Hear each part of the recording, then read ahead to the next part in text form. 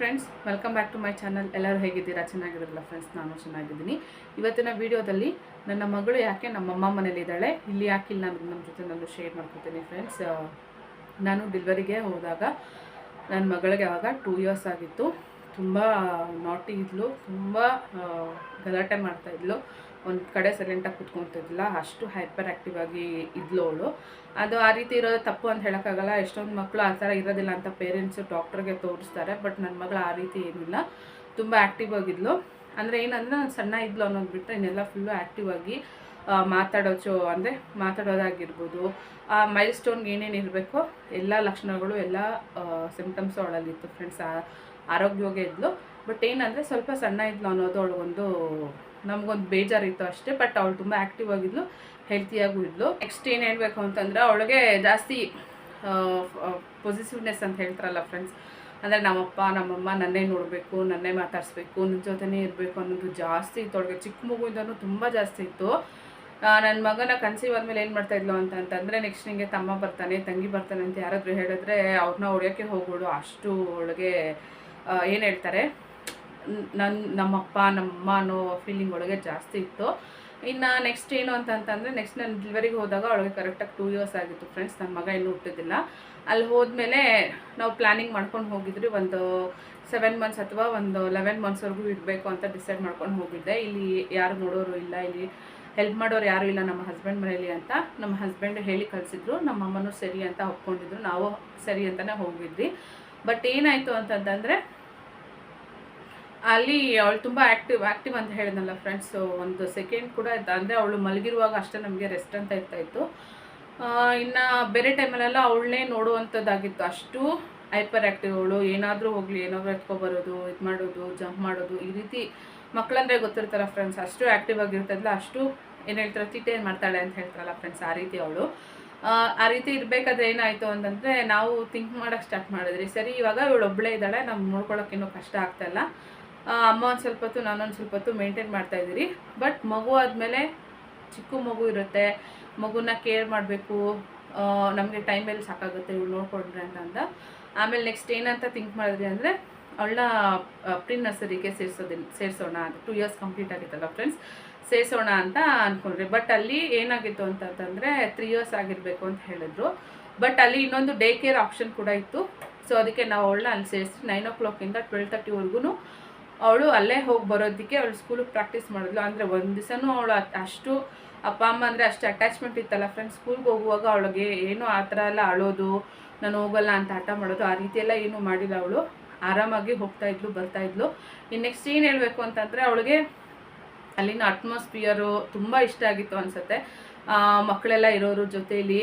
ಇಲ್ಲಿ ಏನಂತಂದರೆ, ಇಲ್ಲೆಲ್ಲ ದೊಡ್ಡ ಮಕ್ಕಳೇ ಫ್ರೆಂಡ್ಸ್ ನಮ್ಮ ಮನೆ ಹತ್ರ ಇದ್ದಿದ್ದು, ಅವ್ರ ಜೊತೆ ಆಟಾಡ್ತಾಯಿದ್ಲು. ಬಟ್ ಅಂದರೆ ಅವಳು ಏಜ್ ಮಕ್ಕಳನ್ನ ಅವ್ಳು ನೋಡಿ ಖುಷಿಯಾಗಿರುತ್ತಲ್ಲ ಫ್ರೆಂಡ್ಸ್, ಅದಕ್ಕೆ ಅವಳು ಏನು ಮಾಡ್ತಾಯಿದ್ಲು ಅಂತಂದರೆ, ಅವಳು ಸ್ಕೂಲ್ ಹೋಗೋದಂದರೆ ತುಂಬ ಖುಷಿಯಾಗೋದು.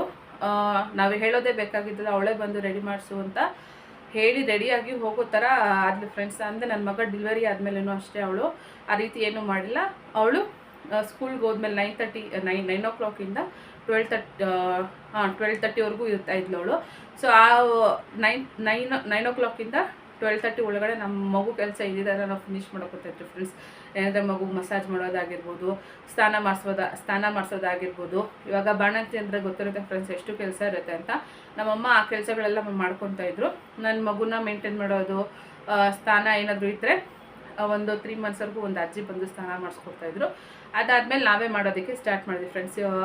ಆವಾಗ ನನ್ನ ಮಗಳು ಹೋಗೋ ಟೈಮಲ್ಲಿ ನಾವೇನು ಮಾಡಿದ್ರಿ, ನನ್ನ ಮಗನ ಕೆಲಸ ಏನಿತ್ತು ಎಲ್ಲನೂ ಮುಗಿಸ್ಕೊಬಿಡ್ತಾಯಿದ್ರು. ಅವಳು ಬರೋಷ್ಟರಲ್ಲಿ ಸ್ನಾನ ಮಾಡಿಸ್ಬಿಡ್ತಾಯಿದ್ವಿ. ಅಕಸ್ಮಾತ್ ಏನಾದರೂ ಅವಳು ಬಂದಮೇಲೆ ಸ್ನಾನ ಮಾಡಿಸ್ತಾಯಿದ್ರೆ ಏನು ಮಾಡ್ತಾಯಿದ್ಲು ಅಂತಂದರೆ, ನೀರನ್ನ ಅವನ ಮೇಲೆ ಸುರಿಯೋದು, ನೀರಲ್ಲಿ ಆಟಾಡೋದು, ಆ ರೀತಿ ಎಲ್ಲ ಮಾಡ್ತಾಯಿದ್ಲು. ಸೊ ಅದಕ್ಕೆ ನಾವು ಒಂದ್ಸಲ ನೋಡಿ ಆ ಥರ ಕಂಡಿದ್ದಲ್ಲ ಫ್ರೆಂಡ್ಸ್. ನಾವು ಅವಳು ಬರೋಷ್ಟರಲ್ಲಿ ನಮ್ಮದೆಲ್ಲ ಕೆಲಸಗಳು, ಅಂದರೆ ಅವ್ನದ್ದು ಏನೇನು ಕೆಲಸ ಇದೆ, ಬಟ್ಟೆ ವಾಶ್ ಮಾಡೋದಾಗಿರ್ಬೋದು, ಅಥವಾ ನಮ್ಮ ಬ್ರೇಕ್ಫಾಸ್ಟು ಲಂಚು ಎಲ್ಲ ನಮ್ಮಮ್ಮ ಅಷ್ಟು 12:30 ಅಷ್ಟರಲ್ಲಿ ಫಿನಿಷ್ ಮಾಡಿಬಿಡ್ತಾಯಿದ್ರು.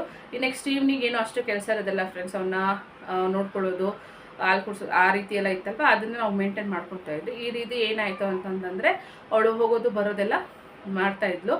ಇನ್ನು ಫಸ್ಟು ಇನ್ನೇನು ಹೇಳಬೇಕು ಅಂತಂದರೆ, ಅಂದರೆ ನಮ್ಮ ಮನೆಯಲ್ಲಿ, ನಮ್ಮಮ್ಮ ಮನೆಯಲ್ಲಿ ಅವಳೇ ಫಸ್ಟು ಮೊಮ್ಮಗಳಾಗಿರೋದ್ರಿಂದ ತುಂಬ ಪ್ಯಾಂಪರಿಂಗ್ ಮಾಡ್ತಾರೆ, ಅಂದರೆ ತುಂಬ ಮುದ್ದು ಮಾಡ್ತಾರೆ ಅವಳನ್ನ ಅಂತ ಹೇಳ್ಬೋದು. ಏನಂತಂತಂದರೆ ಅವಳಂದರೆ ಅಷ್ಟು ಅವ್ರು ಎಲ್ಲರಿಗೂ ಇಷ್ಟ. ನನ್ನ ತಮ್ಮಂದಿರಿಗಾಗಲಿ ನಮ್ಮ ಅಪ್ಪ ನಮ್ಮ ಅಮ್ಮಗೆಲ್ಲ ಅವಳು ಫಸ್ಟ್ ಮೊಮ್ಮಗಳಾಗಿದ್ದರಿಂದ ತುಂಬ ಇಷ್ಟ ಆಯಿತು.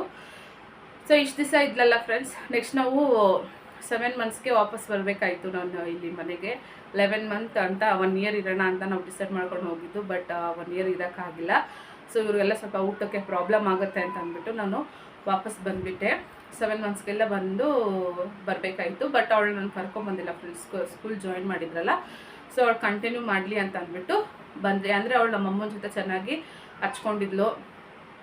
ನಾನಿಲ್ಲ ಅಂದ್ರೂ ನಮ್ಮಮ್ಮ ಜೊತೆ ಇರೋಷ್ಟು ಫ್ರೆಂಡ್ಲಿಯಾಗಿ ಇತ್ತಲ್ಲ ಫ್ರೆಂಡ್ಸ್, ನಾವು ಅದಕ್ಕೆ ಅಲ್ಲೇ ಅವಳನ್ನ ಬಿಟ್ಟು ಬರಬೇಕಾಯಿತು. ಬಟ್ ಏನು ಅಂತಂತಂದರೆ ಅವರು ನಮ್ಮಪ್ಪ ನಮ್ಮಮ್ಮ ಆಗಿರ್ಬೋದು, ನಮ್ಮ ತಮ್ಮಂದಿರಾಗಿರ್ಬೋದು, ಇಷ್ಟೊಂದು 6-7 ತಿಂಗಳಿಂದ ಅಥವಾ ಒಂದು 1 ಇಯರ್ವರೆಗೂ ಇಬ್ಬರು ಮಕ್ಕಳು ಇದ್ದೂ ಸಡನ್ನಾಗಿ ಇಬ್ಬರು ಮಕ್ಕಳನ್ನು ಕರ್ಕೊಬಂದ್ಬಿಟ್ರೆ ಅವ್ರಿಗೂ ತುಂಬ ಬೇಜಾರಾಗುತ್ತೆ ಅಂತ ಹೇಳಿ ನಮ್ಮ ಹಸ್ಬೆಂಡು ಸರಿ ಪರವಾಗಿಲ್ಲ, ಸ್ವೀಟಿ ಸ್ಕೂಲ್ಗೆ ಹೋಗ್ತಿದ್ದಾಳಲ್ಲ ಅಲ್ಲೇ ಹೋಗಲಿ, ಇವನ್ನ ಮಾತ್ರ ಕರ್ಕೊಂಡು ಹೋಗೋಣ ನಾವು, ಅವಳು ಅಲ್ಲೇ ಇರಲಿ ಅಂತಂದ್ಬಿಟ್ಟು ಡಿಸೈಡ್ ಮಾಡಿದ್ರಿ. ಸೊ ಅದಕ್ಕೋಸ್ಕರ ಅವಳನ್ನ ಅಲ್ಲೇ ಬಿಟ್ಟಿದ್ದೀರಿ. ಅಂದರೆ ಏನಂತಂತಂದರೆ ಅವಳಿಗೆ ಇವಾಗ್ಲೂ ಅಷ್ಟೇ, ನಾವು ಅಪ್ಪ ಅಮ್ಮ ನನ್ನನ್ನೇ ಇಷ್ಟಪಡಬೇಕು, ತಮ್ಮನ್ನ ಇಷ್ಟಪಡಬಾರ್ದು ಅನ್ನೋದು ಅವಳದೆಲ್ಲೋ ಒಂದು ಮೈಂಡ್ ಸೆಟ್ಟಲ್ಲಿ ಅವಳು ಆ ರೀತಿ ಇದೆ.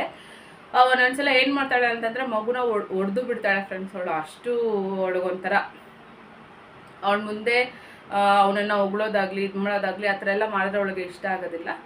ತುಂಬ ಚಿಕ್ಕವಳಲ್ಲ, ಅದಕ್ಕೆ ಆ ರೀತಿ ಮಾಡ್ತಾಳೆ ಅಂತ ನಾವು ಅವಳನ್ನ ಏನು ಇದು ಮಾಡೋಕ್ಕೆ ಹೋಗಿಲ್ಲ. ಬೆಳೀತಾ ಬೆಳೀತಾ ಅವಳಿಗೆ ಗೊತ್ತಾಗುತ್ತೆ ತಮ್ಮ ಅವನು ನಂತರನೇ ಆ ರೀತಿ ಮನೋಭಾವನೆ ಮುಂದೆ ಬಂದೇ ಬರುತ್ತೆ ಅಂತ ಹೇಳ್ಬೋದು.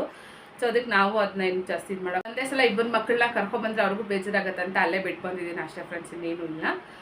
ನೆಕ್ಸ್ಟ್ ಅವಳು ಎಷ್ಟು ದಿವಸ ಇರ್ತಾಳೆ ಅಂತ ಅಲ್ಲೇ ಇರಲಿ, ತಾತ ಅಜ್ಜಿ ಜೊತೆ ಆಗಲಿ ಮಾವಂದ್ರ ಜೊತೆ ಆಗಲಿ ಅವಳದ್ದು ಟೈಮ್ನ ಅವಳು ಸ್ಪೆಂಡ್ ಮಾಡಲಿ ಅಂತ ನಾವು ಅಲ್ಲೇ ಬಿಟ್ಟಿದ್ದೀರಿ. ಸೊ ನಮಗೇನು ಆ ಥರ ಎಲ್ಲ ಇಲ್ಲ. ನಾವಪ್ಪ ಅಮ್ಮ ಒಂದು 2 ವೀಕ್ಸ್ಗೆ ಒಂದ್ಸಲ ಅಥವಾ 1 ವೀಕ್ ಒಂದ್ಸಲ ಅವ್ರು ಏನಾದರೂ ಈ ಕಡೆ ಕೆಲಸ ಏನಾದರೂ ಇದ್ದರೆ ಬಂದು ಕರ್ಕೊಂಡೋಗಿ ನಮ್ಮ ಜೊತೆ ಎಲ್ಲ ಟೈಮ್ ಸ್ಪೆಂಡ್ ಮಾಡಿ ಎಲ್ಲ ಹೋಗ್ತಾಳೆ. ಆ ಥರ ಏನೂ ಇಲ್ಲ. ನೀವು ಅನ್ಕೋಬೋದು ಈ ವಯಸ್ಸಲ್ಲಿ ಅಪ್ಪ ಅಮ್ಮ ಜೊತೆ ಇರಬೇಕು ಮಕ್ಕಳು ಅಂತ. ನಿಜ, ಅಪ್ಪ ಅಮ್ಮ ಜೊತೆ ಇರಬೇಕು. ಬಟ್ ಅವಳು ನಮಗಿಂತ ಜಾಸ್ತಿ ಅವ್ರ ತಾತ ಅಜ್ಜಿನ ಹಚ್ಕೊಂಡಿದ್ದಾಳೆ. ಸೊ ಅದಕ್ಕೆ ನಮಗಂತೂ ಆ ರೀತಿ ಏನು ಹೇಳ್ತಾರೆ ಫೆಸಿಲಿಟಿ ಅನ್ನೋದು, ತಾತ ಅಜ್ಜಿ ಜೊತೆ ಇರಬೇಕು ಅನ್ನೋದು ಇದು ನಮಗೆ ಸಿಕ್ಕಿಲ್ಲ. ಸೊ ನನ್ನ ಮಗಳಿಗೆ ಆ ಸೌಭಾಗ್ಯ ಅಂತ ಹೇಳ್ಬೋದು, ಅದನ್ನು ಸಿಕ್ಕಿರೋದ್ರಿಂದ ಅದನ್ನು ಅವಳು ಅನುಭವಿಸ್ಲಿ ಅಂತ ನಾವು ಬಿಟ್ಟಿದ್ದೀರಿ ಫ್ರೆಂಡ್ಸ್, ಅಷ್ಟೇ, ಇನ್ನೇನು ಇಲ್ಲ. ಇದೇ ಕಾರಣ ಅವಳನ್ನ ಅಲ್ಲಿ ಬಿಡೋದಕ್ಕೆ. Thank you so much for watching. ಹೀಗೆ ಸಪೋರ್ಟ್ ಮಾಡ್ತಾರೆ ಅಂತ ಕೇಳ್ಕೊತೀನಿ friends. Thank you so much.